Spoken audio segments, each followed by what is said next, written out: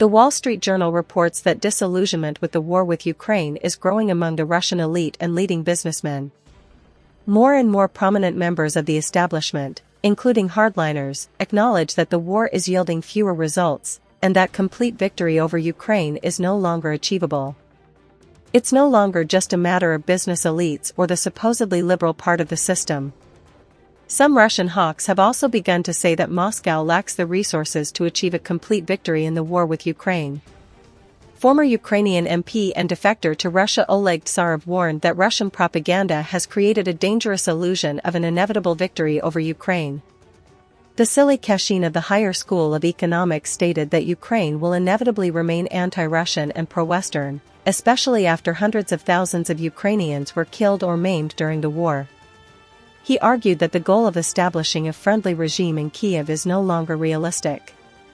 Former Kremlin official Alexei Chadayev stated that continuing the current course is a path not just to non-victory, but to full-scale defeat. He called for a pause to allow Russia to regroup. Kashin emphasized that even a sharp escalation does not guarantee Russia's success. He believes that the removal of the Ukrainian leadership could bring to power an even more active and radical generation of Ukrainian leaders.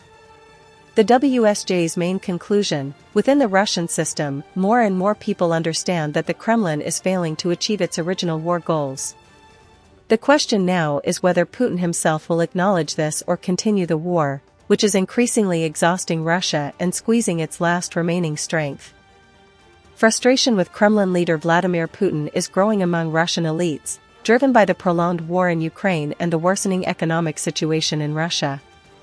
The Guardian noted that interviews with several people in the orbit of the Russian leader, as well as sources in the Russian business world and Western intelligence officials, paint a picture of an isolated leader surrounded by an elite that is becoming rapidly disillusioned, both with the faltering war in Ukraine and the economic downturn at home.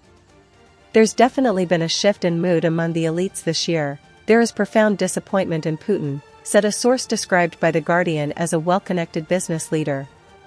According to the source, there is a growing sense that some kind of catastrophe is looming. No one believes everything will suddenly collapse tomorrow.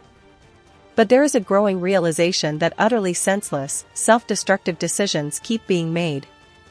People who once defended Putin no longer do. Any sense of a future has disappeared, the source said.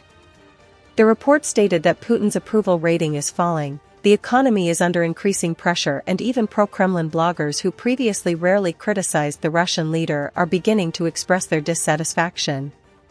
Despite the rifts appearing within the country, Putin's approach to the war in Ukraine has not changed, and he remains determined to continue it, according to interviews with people familiar with his thinking and European and Ukrainian intelligence officials.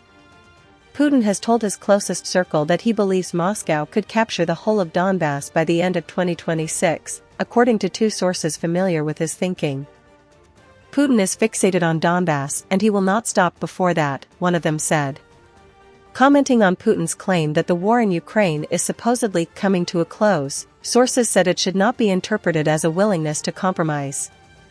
Instead, it reflects his belief that a military breakthrough is inevitable. A Ukrainian intelligence official said Russian generals have convinced the Russian leader that Donbass will be captured by the end of 2026. It remains unclear to what extent the Russian military and intelligence services present an overly optimistic picture to Putin. Even if many around him understand the reality of the situation, we still don't know what Putin himself understands. That's the most difficult part, said a senior European intelligence official. Of course, officials and the military paint a rosy picture for the president. They lie to him. That's how the system Putin has built works, said a source familiar with discussions inside the Kremlin. Another factor influencing Putin's decision to continue the war is his loss of faith in U.S. President Donald Trump's ability to push Kyiv into territorial concessions as part of any deal, according to a source close to Putin and another involved in informal talks. There was this widespread optimism in Moscow that Trump could deliver the Donbass after his election. It has largely evaporated, one source said. At present, Moscow's objective remains the capture of Donbass. However, people close to Putin say his ambitions could expand again if he senses Ukraine beginning to collapse. In that case, according to two people familiar with his thinking, he could move further, crossing the Dnipro River in an attempt to seize all 4 Ukrainian oblasts that Russia enshrined in its constitution as its own in 2022 but does not fully control. He is not a long-term strategist. His appetite grows as he eats, one source said. Another topic discussed within the Moscow elite is internet restrictions in Russia. At the dinner table, everyone talks about the internet. We are now somewhere closer to North Korea, said one Kremlin insider. Chinese-style internet controls, once regularly mocked in Russia as symbols of censorship, are now being discussed with a degree of envy. Meanwhile, according to two people familiar with discussions, some members of the Russian political elite, including Kremlin spokesman Dmitry Peskov and Sergei Kiriyenko, first deputy chief of staff of the presidential administration of Russia, have tried in private to dissuade Putin from some of the harshest restrictions, but without success. A senior European intelligence official said many within Russia's leadership are now in the acknowledgement phase, admitting growing problems both on the battlefield and in the economy, but without any clear plan to address them. They understand it's a trend downwards. But I haven't heard of them asking. What should we do about it then, the intelligence official said. Putin's closest allies are closer than ever to launching a coup to overthrow the toxic tyrant as Russia's economy teeters on the brink of collapse, insiders say. The Russian elite is ready to oust the Kremlin leader in order to save their own wealth, Russian dissident Igor Eidman told The Sun. For the first time in generations, the interests of the ruling elite fundamentally do not align the dictator, Eidman warned. A report published by Estonian media outlet Postimes predicted a power challenge by an unstoppable coalition of economic, political and military elite, dubbed Operation Twilight. And the unprecedented shift marks a very dangerous situation for the regime, Eidman said. Russia's oligarchs and top officials have long formed the backbone of Putin's rule, providing control over the economy, security forces, and state media.